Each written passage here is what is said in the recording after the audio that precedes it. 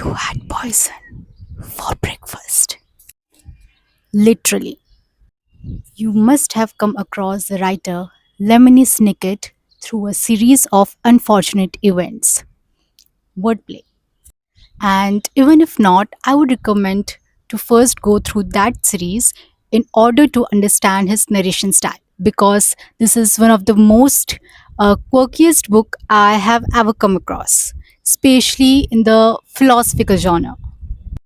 So this book is about Lamini Snicket himself, and he mentions that he had following things for his breakfast, which was tea with honey, a piece of toast with cheese, one sliced pear, and an egg perfectly prepared.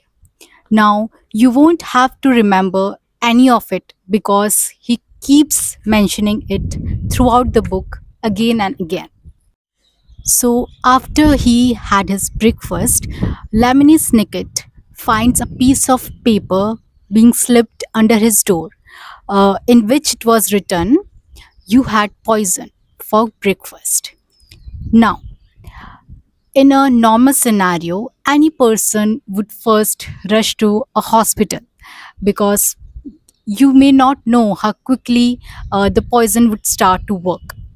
But he's Lamini Snicket. He won't do that.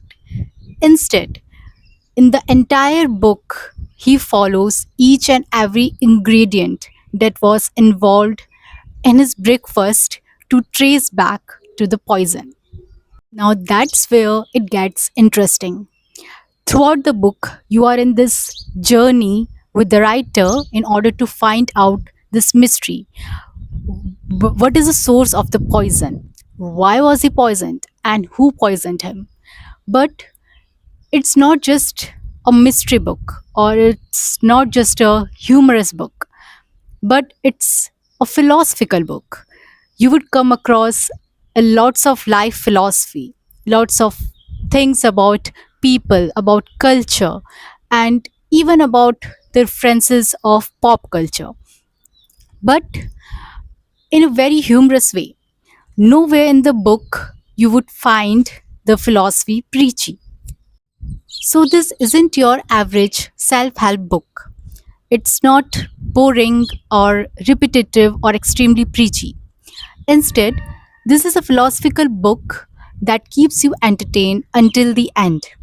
And the writer, Lamini Snicket, is known for breaking the fourth wall all the time with the readers. So it feels like you are directly communicating with someone. And also, there are lot of backstories that are even more interesting and connect the story in very amazing way. I would like to narrate a portion of this book so you get an idea how this book is like. You have no idea what is happening, and nobody you know has any idea what is happening.